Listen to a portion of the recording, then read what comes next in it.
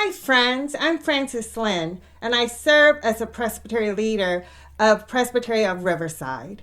It's a vibrant and welcoming community of 24 churches spread across some of the sunniest corners of Southern California. From the mountains of San Bernardino to the lakes of Riverside and into Kern County, this presbytery holds an incredible range of people, places, and stories. Here's a fun tidbit. With the right timing, you can snow ski and water ski in the very same day. I've loved calling this place home for the past few years, and I'm constantly energized by the faith, resilience, and joy I see here. And I'm Sean Chow. I serve as the Executive Director of the Presbytery of San Diego. Our presbytery stretches from the coast to the desert, from long-established congregations to new worshiping communities just finding their footing in unexpected places. It's a region marked by beauty, diversity, creativity, and real complexity. I'm continually humbled by the leaders and communities who show up with courage, imagination, and deep faith, even when the path isn't clear. So, why are we standing here together? It's not by accident. It grows out of friendships, shared ministry, and a deep love for the church.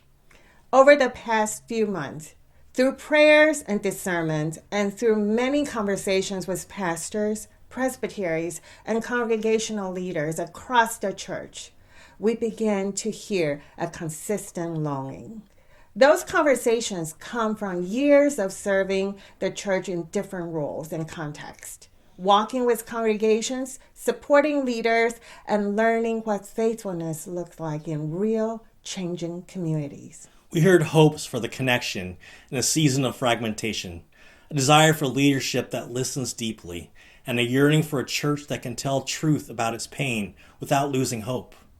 We've served in local congregations, presbyteries, and across the wider church, and we carry a deep respect for the weight of this role and the trust that it requires.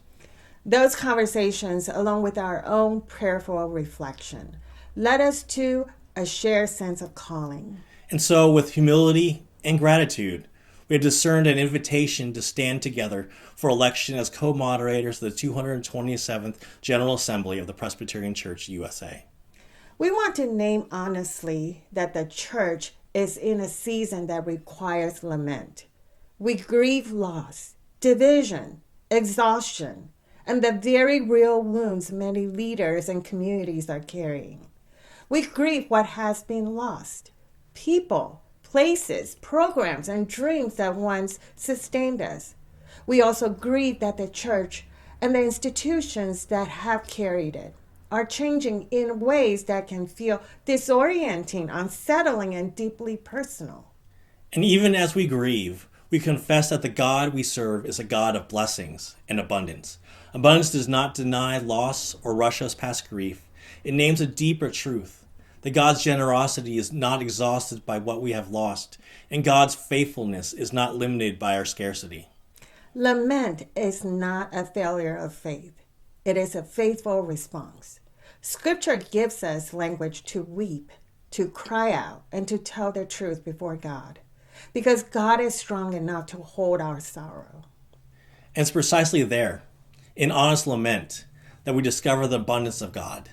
Not abundance as ease or excess, but abundance as presence, provision, and possibility. God's abundance shows up when communities keep together, when leaders keep praying, and when love refuses to let fear have the final word. We've witnessed this firsthand, walking alongside a church that waited 6 years to call a pastor, or sitting with people whose church was burned down and who still found the courage to pivot into unknown while continuing to serve the needs of marginalized people in their community. It's in these tender, vulnerable moments that we see God's amazing grace at work. Abundance looks like compassion that multiplies, community that holds one another up, and a hope that appears where we least expect it.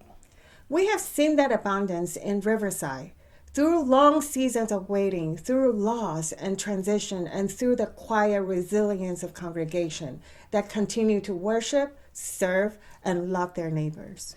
And we've seen it again and again in San Diego, in worshiping communities that existed long before they're ever named as churches, in leaders who carried scripture, prayer, and pastoral responsibility without titles or certainty, and as Spanish-speaking men and women who gather week after week to study Scripture, pray together, and learn how to lead new expressions of faith rooted in their own communities.